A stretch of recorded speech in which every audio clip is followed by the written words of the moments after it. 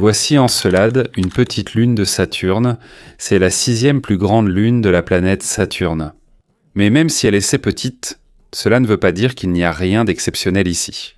À première vue, cela ressemble simplement à un bloc de glace ordinaire qui tourne autour d'une planète gigantesque, silencieux, froid et apparemment sans vie. Mais tout a changé lorsque Cassini-Huygens y est arrivé. Alors qu'il tournait autour du système de Saturne, il a découvert quelque chose qui a surpris toute la communauté scientifique.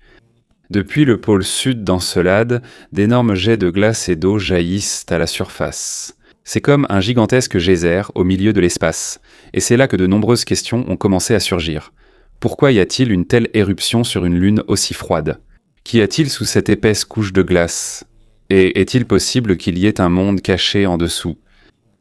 Et c'est ce que nous allons découvrir.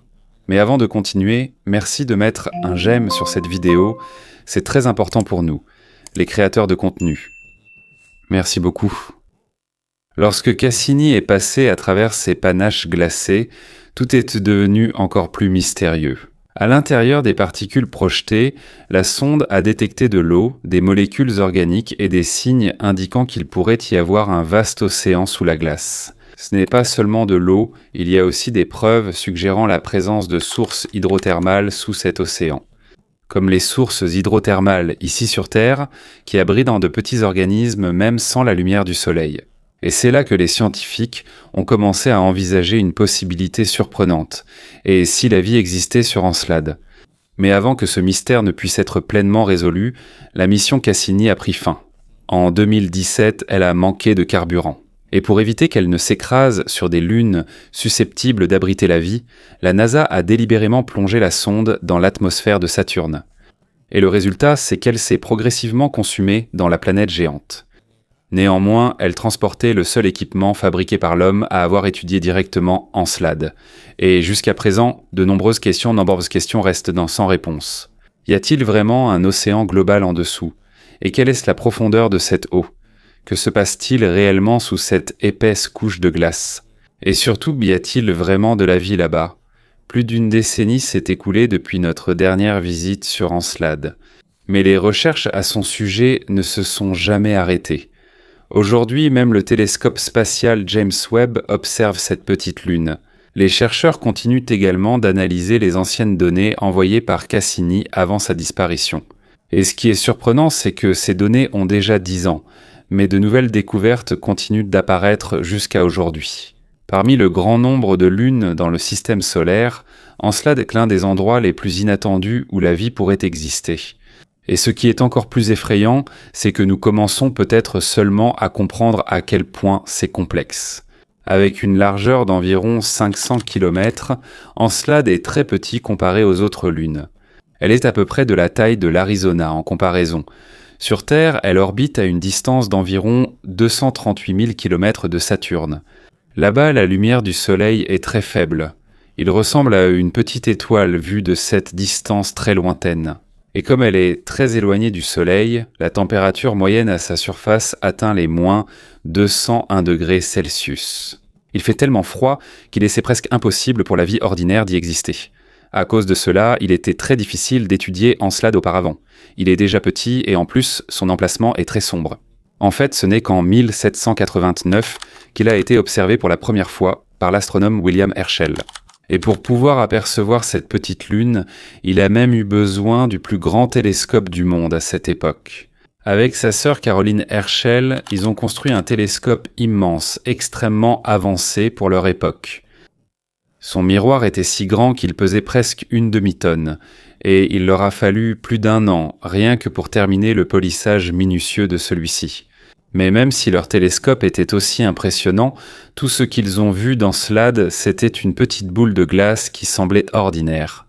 Et pendant près de 200 ans, c'est tout ce que nous avons vu de cet endroit.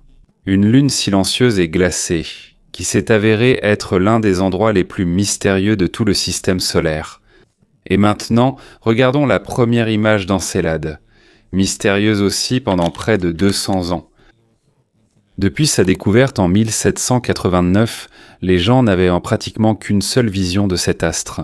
Une lune froide, petite et apparemment sans rien de spécial de Saturne. Mais tout a changé dans les années 80. C'est là que Voyager 1 et Voyager 2 sont passés pour la première fois autour du système de Saturne. Leur survol a été rapide, mais c'était suffisant pour changer complètement notre regard sur Encelade. C'est ce à quoi les scientifiques s'attendaient, non? À l'époque, c'était une lune pleine de cratères et qui semblait être un monde mort. Mais les images ont montré autre chose. Certaines parties de sa surface étaient extrêmement lisses, presque sans cratères. Pour les scientifiques, c'était très important. Parce que dans l'espace, lorsqu'une lune est vieille et inactive, elle est généralement couverte de cratères à cause de milliards d'années d'impact d'astéroïdes.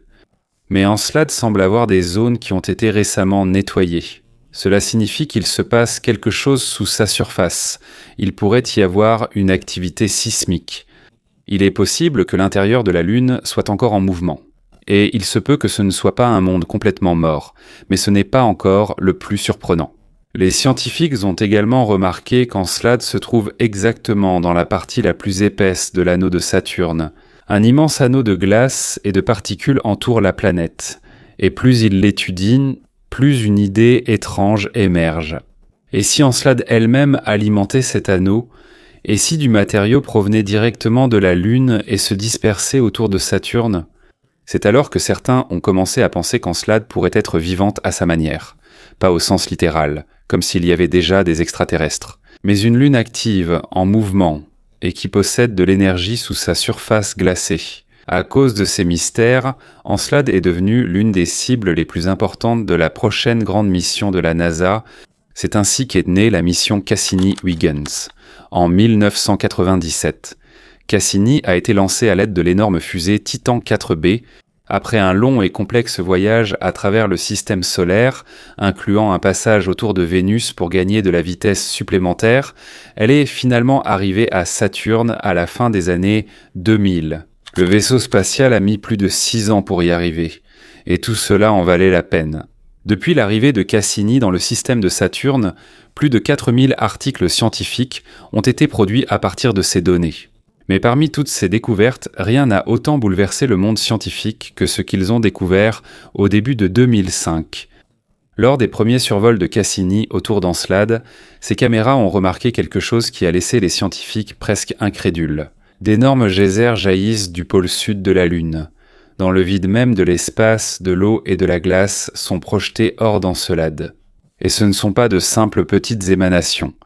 Chaque seconde, environ 250 kg d'eau et de glace sont expulsés par ces évents.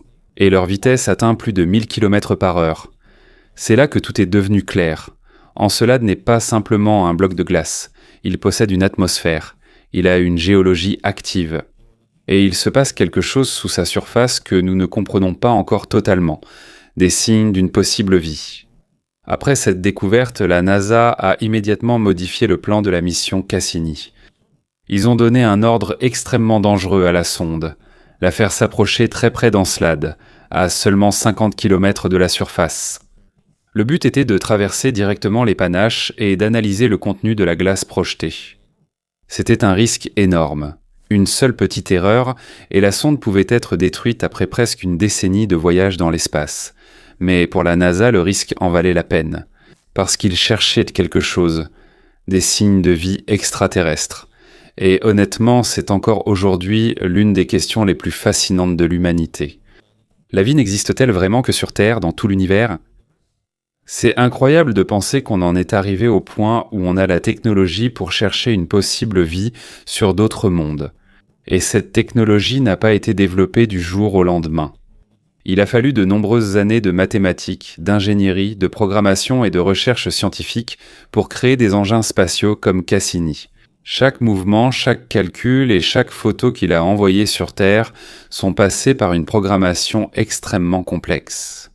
Mais revenons à Encelade. C'est l'une des plus grandes raisons pour lesquelles nous continuons tous. À explorer l'espace, c'est l'espoir que nous ne sommes peut-être pas seuls, selon la NASA. Une chose peut être considérée comme vivante si c'est un système chimique autonome capable d'évolution darwinienne. Cela signifie simplement qu'il s'agit d'un système capable de survivre, de s'adapter et d'évoluer au fil du temps. Mais comment allons-nous chercher cela sur Encelade? Pour les scientifiques, il y a 4 exigences majeures à remplir. De l'eau liquide. une source d'énergie, les bons produits chimiques, et suffisamment de temps pour que la vie puisse se former. Et parmi ces 4 éléments, le tout premier qu'ils examinent est l'eau, pas parce qu'ils sont sûrs qu'il n'y a pas d'eau là-bas. En fait, il est très clair qu'Encelade possède de l'eau. La véritable question maintenant est celle-ci. Quelle quantité d'eau se trouve en dessous, et d'où vient-elle exactement? Et maintenant, regardons l'océan caché d'Encelade. Plus Cassini-Huygens étudiait Encelade, plus il devenait évident qu'il n'avait pas affaire à une lune ordinaire. En 2006, Cassini a envoyé des images et des scans infrarouges du pôle sud de la Lune, et c'est là que les scientifiques ont découvert quelque chose de surprenant. Il y a une chaleur intense qui provient de sous la surface glacée, dans un endroit qui devrait être extrêmement froid. Il y a une partie de la Lune qui est plus chaude que prévu. C'est là qu'ils ont vu pour la première fois ce qu'ils appellent les rayures de tigre. De longues fissures dans la glace d'Encelade, comme de grandes blessures ouvertes à la surface de la Lune. Mais ces fissures ne sont pas de simples craquelures. Pour les scientifiques, c'est un signe important qu'il se passe quelque chose d'actif sous la surface. C'est comme si quelque chose respirait sous la glace. Et c'est justement de ces fissures que sortent les puissants panaches d'eau et de glace observés par Cassini. C'est ainsi qu'une énorme fissure a commencé à se former là-bas. Il y a un océan liquide sous Encelade. Et ce n'est pas seulement de l'eau, il est aussi possible qu'il y ait une activité hydrothermale en dessous qui pousse ces gigantesques éruptions de glace vers l'espace. Pendant de nombreuses années, les scientifiques pensaient que cet océan était petit, comme une poche d'eau isolée sous le pôle sud. Mais au fur et à mesure que leurs études sur la Lune avançaient, tout devenait de plus en plus étrange. Pendant 7 ans, ils ont modélisé avec soin. Voici comment la surface d'Encelade bougeait. Et ils ont remarqué quelque chose qu'ils ne s'attendaient pas à voir. La Lune oscillait ou vacillait légèrement pendant sa rotation. En science, on appelle cela la libration. Mais le problème, c'est que l'oscillation d'Encelade est trop grande pour être expliquée par un simple petit océan. Et c'est là qu'est arrivée la révélation surprenante. La surface extérieure de la Lune n'est pas directement attachée à son noyau. En d'autres termes, c'est comme s'il y avait une vaste couche d'eau entre le noyau rocheux et l'épaisse couche de glace à la surface. Et maintenant, les scientifiques sont plus confiants qu'il existe un océan global sur Encelade. Cela signifie que l'eau pourrait entourer presque tout le noyau rocheux de la Lune. Ce n'est pas seulement un petit lac, mais un immense océan caché sous la glace. Et plus ils approfondissent leurs recherches ici, plus les preuves s'accumulent. En 2025, une nouvelle avancée a émergé des recherches des scientifiques de l'Université d'Oxford, du Southwest Research Institute et du Planetary Science Institute. Ils ont réexaminé les anciennes données de Cassini provenant du pôle nord d'Encelade. Ils les ont comparées au nouveau modèle de température de surface d'Encelade. En 2005 et pendant sa saison estivale en 2015, et ils ont fait une découverte surprenante. Il n'y a pas que le pôle sud qui laisse échapper de la chaleur. Même le pôle nord est de plus chaud que prévu, selon leur analyse. La température y est presque 7 degrés plus élevée que ce qu'elle devrait être. Et pour les scientifiques, ce résultat est très important. Parce que cela signifie qu'Encelade produit en fait plus de chaleur interne qu'il ne le pensait auparavant. Et il est aussi possible que son océan sous la glace existe depuis longtemps. Mais il y a un gros problème. Encelade est très éloigné du Soleil. En fait, sa température moyenne à la surface atteint moins 201 degrés Celsius. Avec un froid pareil, toute l'eau devrait être gelée. Alors la question suivante que se posent les scientifiques est la suivante. D'où vient la chaleur? Des cheminées hydrothermales sous l'océan? C'est là que le mystère d'Encelade devient encore plus intéressant. Si la désintégration radioactive dans son noyau était la seule source de chaleur, comme c'est le cas sur Terre, l'énergie produite serait largement insuffisante. D'après les calculs des scientifiques, la désintégration radioactive n'explique qu'environ 1% de la chaleur détectée par Cassini. Cela signifie qu'il existe une autre source d'énergie. En 2017, une équipe de chercheurs dirigée par Gaël Choblet a proposé une réponse possible. Comme Encelade est en rotation synchrone avec Saturne, un seul côté fait toujours face à la planète pendant sa révolution. Et à cause de la forte gravité de Saturne, la Lune est progressivement étirée et comprimée pendant sa révolution. Et cette pression crée de la friction à l'intérieur d'Encelade. Et cette friction produit de la chaleur. Mais il ne suffit pas d'avoir simplement de la chaleur au niveau du noyau. Il faut aussi que cette chaleur atteigne l'océan situé au-dessus. Et c'est là que leur théorie devient encore plus surprenante. Il est possible que l'eau s'écoule vers le noyau rocheux de la Lune. Elle passe à travers les minéraux silicatés en dessous. Elle se réchauffe, puis elle remonte sous forme de panaches hydrothermaux concentrés, comme des geysers sous-marins sous le plancher océanique. Et c'est encore plus fou que ça. Cela pourrait ressembler aux évents hydrothermaux ici sur Terre. En 2022, une nouvelle étude dirigée par Wan-Ying Can a apporté encore plus de preuves. En utilisant les données de Cassini, ils ont créé des modèles de la surface d'Encelade pour estimer à quel point son océan est salé. Et le résultat, c'est que sa salinité est seulement légèrement inférieure à celle des océans de la Terre. Pour les scientifiques, c'est un indice majeur. Parce que ce type d'eau se forme généralement lors de ce qu'on appelle des réactions aux roches. En d'autres termes, c'est l'interaction de l'eau avec le noyau rocheux. C'est exactement ce à quoi on s'attendrait si des cheminées hydrothermales existaient au fond de l'océan. Sur Terre, de nombreux scientifiques pensent que les cheminées hydrothermales sont l'un des endroits où la vie a commencé pour la première fois, il y a des milliards d'années. Donc la possibilité qu'il existe aussi de telles cheminées sur une petite lune en orbite autour d'une planète géante gazeuse est l'une des découvertes les plus passionnantes de la science spatiale moderne. Parce qu'en plus de l'eau et de la chaleur, cela nous donne aussi un autre élément essentiel à la vie, et ce sont les composés chimiques. Malgré cela, alors que Cassini-Huygens continue de traverser les panaches d'Encelade, il ne se contente pas seulement de prendre des photos. Il transporte également un instrument très important, un spectromètre de masse, un appareil capable d'identifier les types de molécules présents dans un échantillon en analysant la masse de ces ions. En d'autres termes, c'est comme le détective chimique du vaisseau spatial. Et lorsque Cassini a commencé à analyser les particules éjectées par Encelade, tout est devenu encore plus surprenant. Il a détecté de l'hydrogène. Et pour de nombreux scientifiques, c'est très important, parce qu'on pense que l'hydrogène est l'une des sources potentielles d'énergie pour les toutes premières formes de vie sur Terre. Mais ce n'est pas tout. Cassini a également détecté des hydrocarbures complexes et d'autres molécules contenant de l'oxygène, du carbone et de l'azote. Cela signifie qu'il n'y a pas simplement de l'eau sous Encelade, il s'y passe une véritable chimie. Et à mesure que Cassini envoyait de plus en plus de données vers la Terre, les scientifiques avaient du mal à suivre la quantité d'informations. Il y avait énormément d'échantillons, énormément de signaux chimiques et énormément de découvertes potentielles. Mais avant même qu'ils aient pu terminer l'étude de tout cela, la mission Cassini est arrivée à son terme. Le 15 septembre 2017, la sonde a été délibérément envoyée dans l'atmosphère de Saturne. Là, elle s'est complètement consumée et évaporée. Mais ce n'était pas un accident. La NASA a bien provoqué l'autodestruction de Cassini, parce qu'il ne voulait même pas qu'il y ait la moindre possibilité que des microbes venant de la Terre contaminent des lunes comme Encelade et Titan. Pour éviter de contaminer une éventuelle vie locale avec des bactéries terrestres, Cassini a été détruite, mais la mission de l'humanité continue. Parce qu'après la disparition de la sonde, c'est là que l'analyse de ces données est devenue encore plus approfondie. En 2018, une analyse a confirmé la présence de molécules organiques en forme d'anneaux et de simples composés contenant de l'oxygène. Cela signifie qu'il y a vraiment une chimie active à l'œuvre sous l'océan d'Encelade, mais tout est devenu encore plus excitant en 2022 parce que c'est là qu'on a trouvé un autre élément très important pour la vie, le phosphore. Et avec cette découverte, les 6 éléments principaux que l'on pense nécessaires à la vie sont désormais réunis. Carbone, hydrogène, azote, oxygène, phosphore et soufre. Les scientifiques connaissent bien cet acronyme, SHNOPS. Et lorsque cette liste a été établie, certains ont eu l'impression que le puzzle était enfin complet.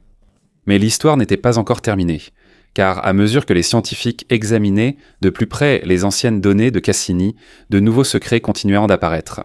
Lorsque les chercheurs ont vu pour la première fois les relevés du spectromètre de masse de Cassini, ils n'étaient pas totalement sûrs de leur interprétation. Et il y avait une raison à cela. Parce que dans un laboratoire ici sur Terre, un échantillon est analysé calmement dans un environnement contrôlé.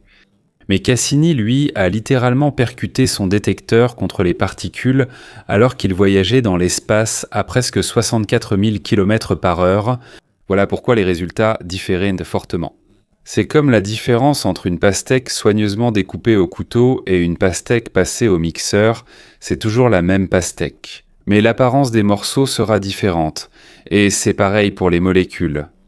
Lorsque les molécules sont brisées par une énergie intense, l'empreinte chimique que l'instrument détecte change. C'est pourquoi les scientifiques ont dû améliorer davantage leur méthode d'analyse des données. Et c'est là qu'est intervenue une équipe dirigée par Nozer Khawaja de l'Institut des systèmes spatiaux de Stuttgart. Pendant plus d'une décennie, ils ont étudié les données provenant des survols des Panaches de Cassini. Et l'année dernière, ils ont publié l'une des découvertes les plus importantes concernant Encelade. Ils ont utilisé des échantillons collectés lorsque Cassini est passé à presque 20 km seulement de la surface de la Lune. Et ces échantillons étaient les particuliers, parce que les particules étaient encore fraîches. Cela ne faisait que quelques minutes qu'elles étaient sorties de l'océan d'Encelade. Elles n'avaient pas encore été affectées par le rayonnement du Soleil, contrairement aux autres particules qui flottent dans l'anneau depuis longtemps. En d'autres termes, c'est l'un des échantillons les plus purs que nous ayons obtenus du fond de l'océan d'Encelade. Et ce qu'ils y ont découvert est encore plus surprenant que ce qu'ils attendaient. Ils ont trouvé du dioxyde de carbone, des alcanes et alcènes riches en carbone, des esters cycliques, des éthers, des composés éthyliques et d'autres molécules contenant de l'azote et de l'oxygène. Cela signifie qu'une chimie très complexe se produit sous cette lune, et il est possible que cela soit encore plus intéressant. Il se pourrait qu'il y ait des sources hydrothermales au fond de son océan. Pour les scientifiques, et ces molécules sont très importantes, parce qu'elles sont comme des blocs de construction légaux de la chimie. Plus il y a de types de molécules, plus il y a de réactions chimiques possibles qui peuvent se produire. Et lorsque ces réactions deviennent suffisamment complexes, elles peuvent commencer à montrer une caractéristique très importante, l'évolution. Le même processus qui a permis l'apparition de la vie, ici sur Terre, et lorsque tu as de l'eau, de l'énergie, des composés chimiques et l'évolution. Il ne reste plus qu'une seule question. Encelade a-t-il eu assez de temps pour que la vie apparaisse ? Parce que même si Cassini est resté 13 ans dans le système de Saturne, c'est encore très court comparé aux milliards d'années nécessaires pour que la vie se forme. C'est pourquoi il y a maintenant un nouvel instrument qui aide à chercher la réponse, le télescope spatial James Webb. Même si la mission Cassini-Huygens est terminée depuis longtemps, l'histoire d'Encelade n'est pas encore terminée. Car aujourd'hui, il y a un instrument encore plus puissant qui l'observe, le télescope spatial James Webb. Et lorsque ce télescope a de nouveau étudié la petite lune de Saturne, il a découvert quelque chose que les scientifiques avaient du mal à croire. Une équipe de recherche dirigée par Geronimo Villanueva a utilisé près de 10 heures de temps d'observation du James Webb pour observer Encelade. Et ce qu'ils ont vu était encore plus impressionnant que prévu. Un énorme panache s'est de nouveau échappé du pôle sud de la Lune, mais ce n'était pas une éruption ordinaire. La vapeur et la glace projetées atteignaient une taille presque 20 fois supérieure à celle d'Encelade elle-même. C'était encore plus vaste que ce que Cassini avait observé auparavant, et grâce à cela, notre compréhension de l'activité de cette lune s'est encore approfondie. Mais ce n'est pas la seule question à laquelle le James Webb a répondu. Pendant des années, un mystère entourait Saturne. D'où vient l'eau dans son atmosphère ? Et maintenant, il semble que la réponse se trouve sur Encelade. Les nouvelles images ont montré qu'alors que la Lune continue d'éjecter de l'eau et de la glace, elle remplit progressivement l'environnement de Saturne avec une énorme quantité de particules de glace. C'est comme si elle créait un gigantesque anneau de glace autour de la planète. Et à cause de cela, Encelade était devenue particulièrement intéressante pour la vie. C'est la seule lune connue qui a directement influencé la chimie atmosphérique de sa planète hôte. En d'autres termes, cette petite lune modifie elle-même l'environnement de Saturne. Mais ces particules de glace ont un autre effet étrange. Alors qu'elles tournent dans le système de Saturne, elles perdent des électrons et deviennent des particules ionisées. Et quand cela arrive, elles deviennent un plasma chargé électriquement. Récemment, les scientifiques ont découvert que ce plasma interagit avec le champ magnétique de Saturne. Et à cause de cela, de très longues ondes de plasma se forment, atteignant près de 504 000 km/s. C'est plus de 2000 fois plus grand que le rayon d'Encelade. Ils appellent cela des ailes d'Alfvén. Ce sont comme d'énormes structures électriques invisibles qui s'étendent de la Lune jusqu'à Saturne. Il y a un flux principal de plasma qui va tout droit, connecté à la planète, tandis que d'autres rebondissent, revenant en arrière et créant une sorte de gigantesque treillis ou toile de plasma autour du système de Saturne. Et jusqu'à présent, les scientifiques ne comprennent toujours pas exactement comment cela fonctionne. Il est surprenant de penser qu'une petite lune autrefois considérée comme un simple bloc de glace puisse influencer tout l'environnement d'une planète géante. Combien de temps cette activité va-t-elle durer ? Mais il y a une question très importante. Jusqu'à quand l'activité géothermique d'Encelade va-t-elle continuer ? Si cela disparaît trop vite, le temps pourrait manquer à l'apparition de la vie. Au cours de l'année dernière, les scientifiques ont réexaminé les anciennes données infrarouges provenant de Cassini. Ils les ont comparées au nouveau modèle de température de surface d'Encelade. L'équipe de recherche de Georgina Miles et Carly Howitt a découvert un détail très important. La chaleur qui s'échappe de la surface de la Lune. Elle correspond presque exactement à la production de chaleur prédite provenant de son noyau. Et pour les scientifiques, c'est une très grande nouvelle. Parce que cela signifie que l'air océanique d'Encelade pourrait durer longtemps. Ce n'est pas juste une chaleur temporaire. Il est possible que l'intérieur de la Lune soit actif depuis des millions, voire des milliards d'années, et c'est exactement ce dont la vie a besoin. Du temps. En ce qui concerne les futures missions vers Encelade, l'un des aspects les plus impressionnants de toute cette histoire, c'est ceci. Même si les scientifiques utilisent encore d'anciennes données, ils continuent de faire de nouvelles découvertes. Et il n'y a pas que les chercheurs professionnels qui contribuent à cela. En 2017, un astronome amateur nommé Ted Strick a de nouveau examiné les anciennes images de voyager d'Encelade. Et il a vu un possible panache d'eau sur les anciennes images. Si cela avait été remarqué plus tôt, la conception de la mission Cassini aurait peut-être été différente. Peut-être que davantage d'instruments auraient été installés pour étudier le panache et que la sonde serait passée encore plus près de la Lune. Mais maintenant, il y a une chance de corriger cela. Parce qu'il y a de nouvelles missions en cours de planification pour poursuivre le travail de Cassini, l'Agence spatiale européenne planifie actuellement une mission qui devrait être lancée en 2042. On s'attend à ce qu'elle atteigne le système de Saturne en 2053, et il est possible qu'il y ait un atterrissage sur Encelade d'ici 2058, et c'est terrifiant rien que d'y penser. Parce que nous savons maintenant que presque tous les ingrédients nécessaires à la vie se trouvent sur Encelade. Alors la question suivante est la suivante. Qu'est-ce qu'on pourrait trouver sous sa glace ? Mais nous n'avons pas besoin d'attendre aussi longtemps pour obtenir quelques réponses sur les lunes glacées.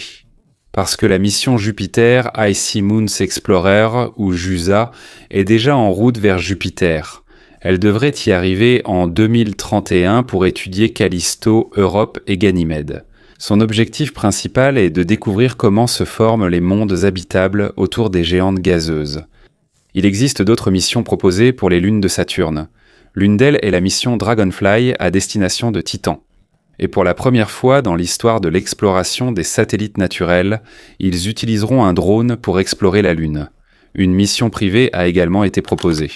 Appelée aussi Breakthrough Enceladus, même si ce projet semble encore en sommeil pour le moment. Mais l'un des concepts les plus fous est le projet Enceladus Explorer du centre aérospatial allemand. Il prévoit d'envoyer une taupe à glace alimentée par énergie nucléaire. Oui, littéralement une machine qui fait fondre la glace tout en s'enfonçant progressivement dans la croûte de la Lune.